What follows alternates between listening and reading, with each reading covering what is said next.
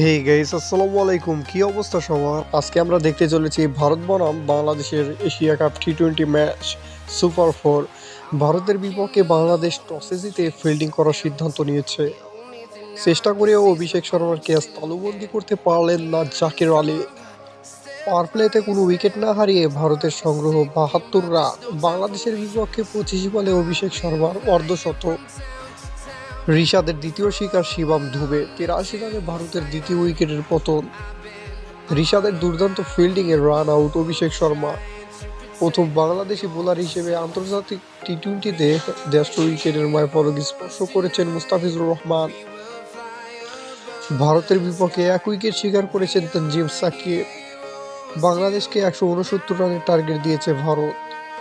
২ over দারুণ economical bowling করেছেন সাইফ হাসান। ভারতের বিপক্ষে ২ উইকেট শিকার করেছেন রিশাদ।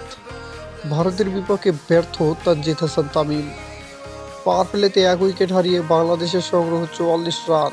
৬৫ বলে বাংলাদেশের জয়ের জন্য প্রয়োজন যখন ১০৪ রান, তখন ৯.৪ ওভারে বাংলাদেশের সংগ্রহ দলীয় স্কোর ৬৫ রানে ৩ উইকেট। এশিয়া কাপে টানা দ্বিতীয় অর্ধশতক সাইফ হাসানের। ৩ উইকেট শিকার করেছেন কুলদীপ যাদব। ৭ রান করে ফিরলেন সাইফ হাসান।